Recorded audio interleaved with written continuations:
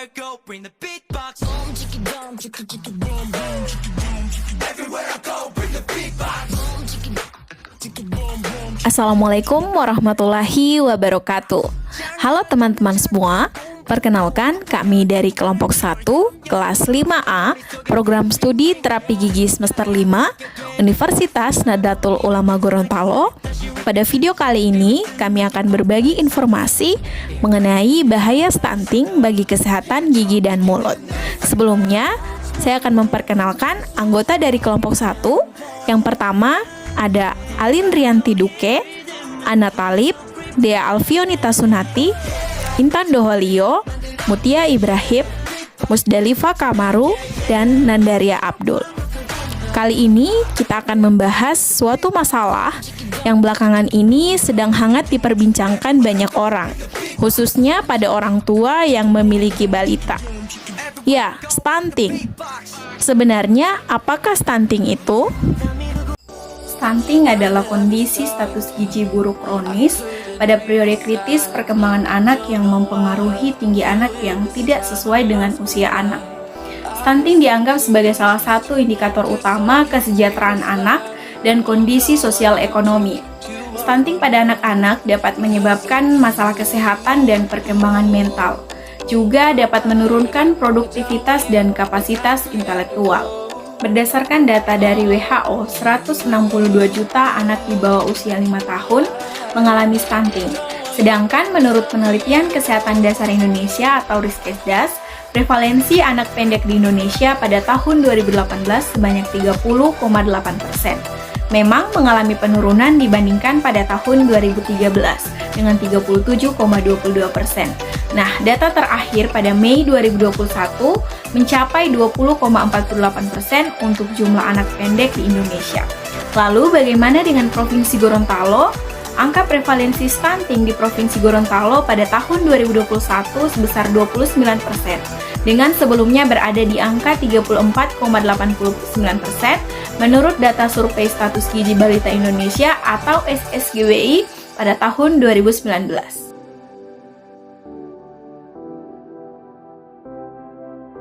Nah, stunting ditemukan memiliki kolerasi yang signifikan dengan berbagai masalah kesehatan gigi. Studi Global Burden of Disease pada tahun 2016 memperkirakan bahwa sekitar 3,58 miliar orang di seluruh dunia memiliki masalah kesehatan mulut dengan 486 juta anak Indonesia karies gigi sulung. Jumlah karies gigi sulung ditemukan tinggi pada anak-anak dengan berat badan kurang dan stunting.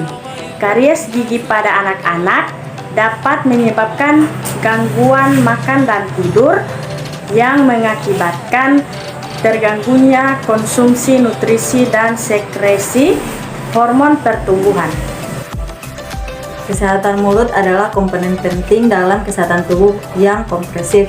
Rongga mulut yang sehat dapat memfasilitasi konsumsi makanan yang bergizi dan benar, menjaga kualitas hidup, dan menjaga produktivitas. Kesehatan mulut anak-anak adalah konsep yang kompleks dan melibatkan berbagai faktor seperti genetik, biologis, perilaku, sosial, dan lingkungan. Menjaga kesehatan rongga mulut anak adalah salah satu langkah penting yang harus diambil oleh orang tua dalam menjaga kesehatan dan pertumbuhan anak secara komprehensif.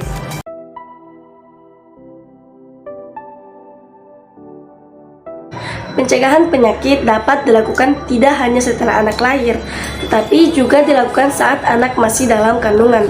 Nutrisi yang dikonsumsi ibu selama kehamilan dapat mempengaruhi proses perkembangan janin.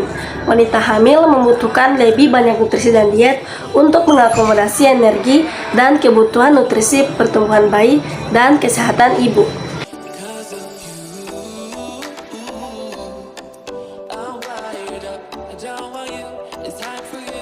Selanjutnya, menurunkan angka stunting. Tenaga kesehatan gigi Indonesia, khususnya Gorontalo, dapat berkontribusi dalam mewujudkan pengurangan jumlah pengambilan berdasarkan Peraturan Menteri Kesehatan Republik Indonesia Permenkes RI nomor 39 tahun 2016 dengan berkontribusi pada perawat antenatal integrasi atau ANC, intervensi 1000 hari pertama, dan membantu dalam deteksi dini penyakit di Indonesia.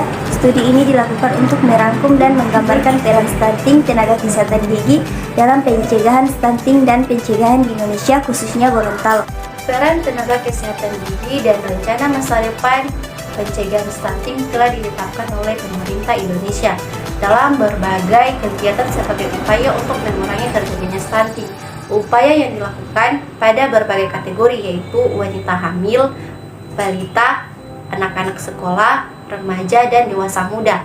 Sebagai seorang tenaga kesehatan gigi, ada sejumlah hal yang dapat dilakukan untuk mengambil bagian dalam mengurangi stunting di Gorontalo, seperti berpartisipasi dan berkontribusi pada ANC, intervensi 1000 hari pertama, dan membantu dalam deteksi dini penyakit menurut WHO 2016. Intervensi nutrisi selama kehamilan adalah salah satu prioritas utama dalam ANC. Nutrisi yang buruk pada ibu hamil dan menyebabkan gangguan pada ibu dan janin. Rongga mulut adalah pintu masuk pertama makanan ke dalam tubuh sebelum diproses lebih lanjut di saluran pencernaan.